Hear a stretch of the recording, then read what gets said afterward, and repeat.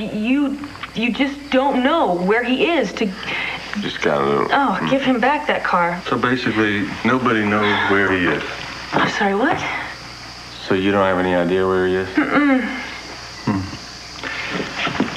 Would you mind if I just took a look around?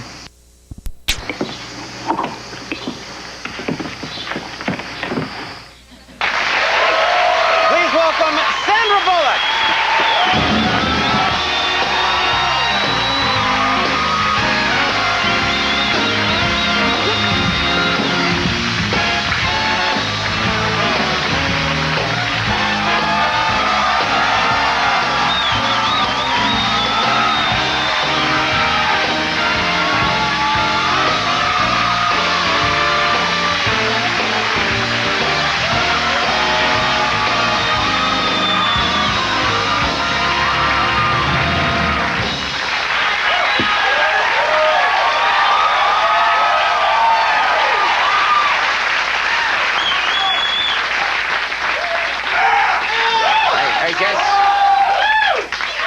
I guess you got lost finding your way to the curtain or something.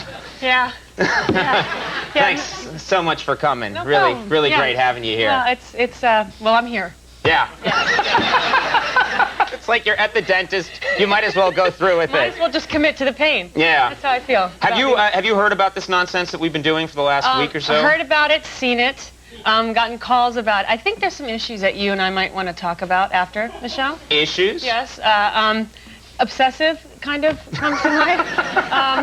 People are throwing around the name Sandy O'Brien, if that kind of works, Really? Yeah, and, it's those kinds of issues that I think you might be dealing with but haven't really accepted. You think I may have a bit of a weird, it's sort of like fixating too much on you. I don't want to say anything, but it's been a painful couple of weeks for me, what you've kind of been putting me through. Yes, exactly. But now that you're here in person, you find me very attractive.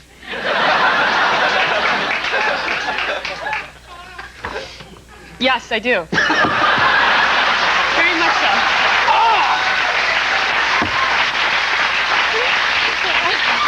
I'm so glad I wrote that there. Yeah. For a while, I thought about writing "No, I don't." And I was like, "No, go for it, guy." Go for it. Well, it's in bold type, so it's a little hard to miss. But Well, thank you very much. You've been a really nice sport about it. It's been a lot of fun. I wanted to talk to you. First thing I wanted to talk about is level of stardom that you've achieved, and some weird stuff comes along with that. Yeah, like your obsessive behavior. My obsessive behavior, which I would think anyone would find a plus. But moving on beyond that, your nude picture. Nude picture on the internet. On the internet. What is that like to have a nude picture on the internet? Well, as long as it has a nice rack, I'm okay. And as long as they're real. If they're real and they're nice and they look like they withstand some time, that's good. Like, if there's anything else, like if I'm with, like, zoo animals or if I'm, performing, I don't know, fellatio or something, that's where I draw the line. Those are very different websites. Yeah. But I don't know if they're out there. I haven't really surfed the web that, But what's that like when people came to you? Who came to you and said, you know what, they have a nude picture of you? My dad. My dad came to me with a picture.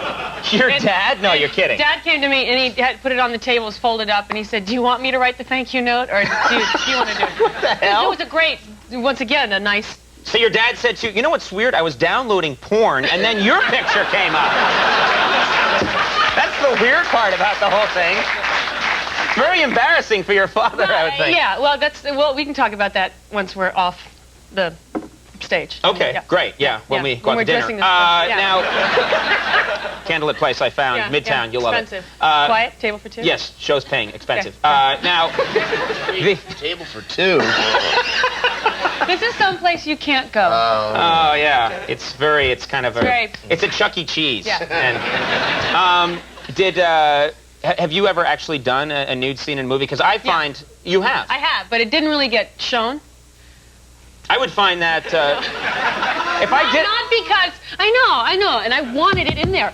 No, it was... If I did a nude scene, and then the director came and said, we've cut it out of the movie, that would crush me. Well, that's kind of what happened. But no, what happened was I was doing this Roger Corman... It seems like everyone starts out in a Roger Corman film. Right. I went to the Amazon. This was a film called Fire on los Amazonas.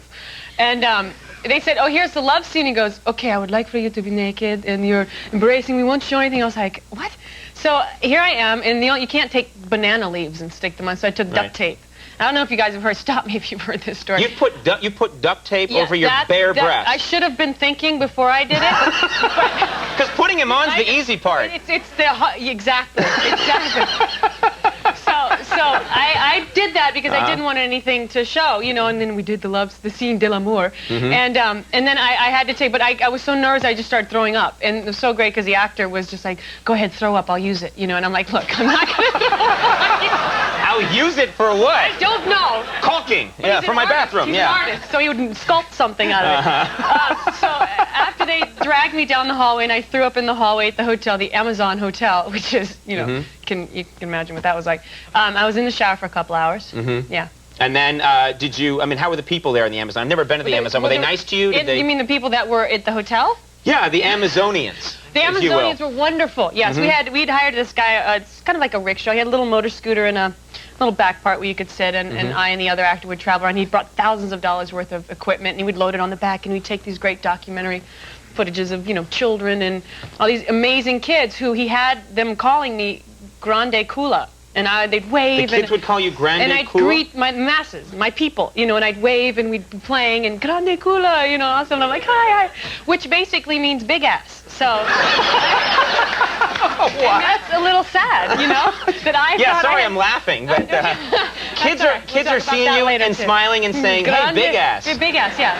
Yeah, so that was, you know, but then, you know, as you know, that my revenge was the fact that we were on this little rickshaw, and he had all his equipment, and this like 11-year-old started flirting with me, and of course I flirted back because it's my job. And he came back, and he said, where's my equipment? And so all the equipment got ripped off because I was flirting with him. 11-year-old. So that's your revenge against the guy. Yeah, exactly. Right, yeah, right. Yeah.